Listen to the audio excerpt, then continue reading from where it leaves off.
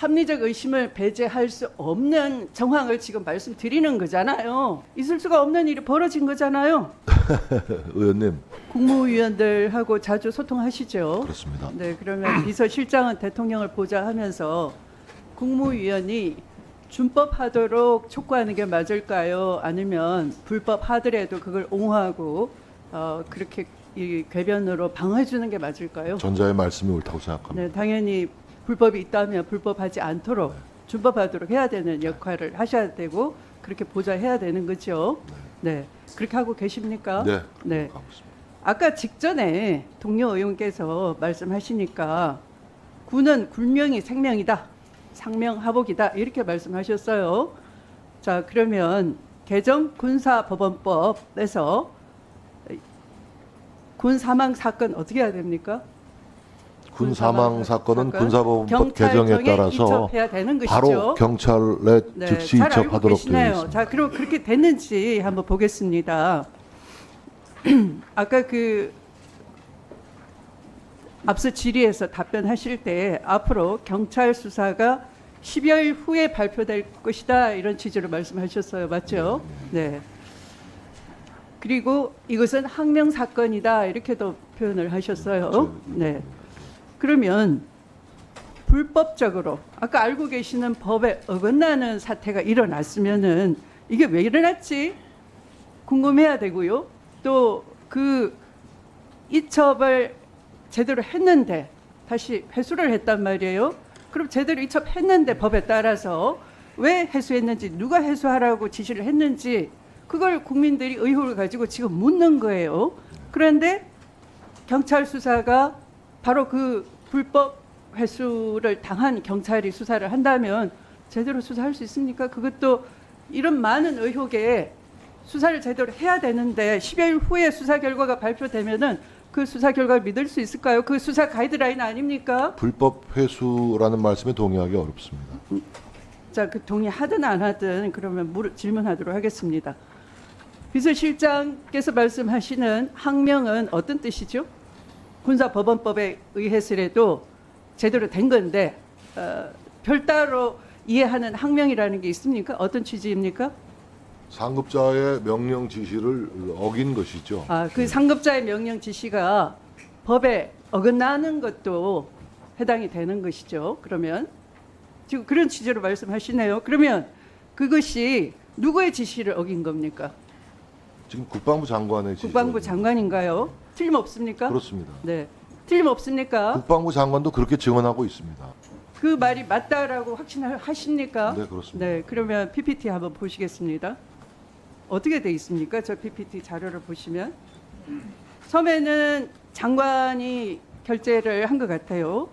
그런데 그 다음에 어떻게 됐죠? 사령관이라고 바꿨어요, 장관에서. 근데 그 바꾼 것도 두 줄 쓱쓱 그으시고 근데 저렇게 바꿨어요. 저게 있을 수 있는 얘기입니까? 공문이 윤석열 정부의 공문은 저런 식입니까?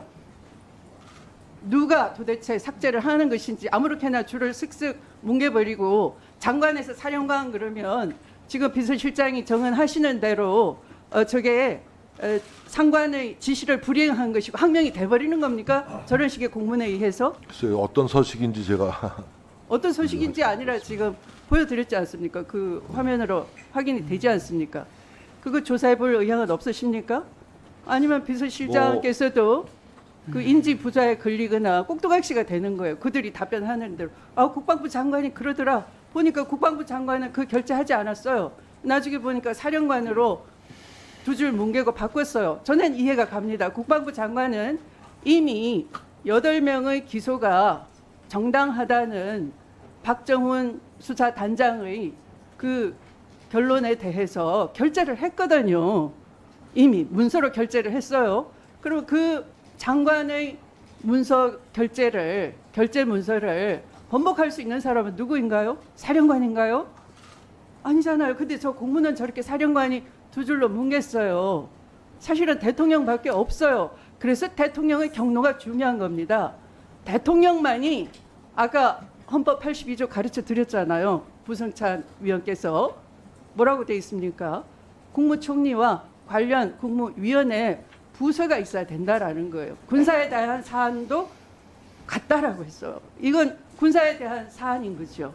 당연히 국방부 장관과 대통령의 문서로서 이 국방부 장관의 이첩 결재가 번복이 될 수 있을 거죠. 근데 그랬습니까? 사령관이 저렇게 두 줄로 뭉개고 결재를 누구 한 지시에 거죠. 의했다는 그 말씀은 의원님의 추정과 추측일 뿐이지 근거는 아니라고 생각합니다. 합리적 의심을 배제할 수 없는 정황을 지금 말씀드리는 거잖아요. 아까 제대로 알고 계시네요. 준법을 촉구해야 될 비서실장 입장에서는 저렇게 엉터리로 사령관이 두 줄로 뭉개고 잘못 보고하지 않았나, 나도 혹시 당하는 거 아닌가, 속임을, 그런 의심을 가질 만한 거죠. 그래서 이 자리에서 대통령의 경로가 아니었더라면 장관이 저렇게 결재하지 않고 사령관이 마음대로 문서를 바꿔가지고 결재하고 저걸 항명이라고 하고 인사조치를 하고 있을 수가 없는 일이 벌어진 거잖아요.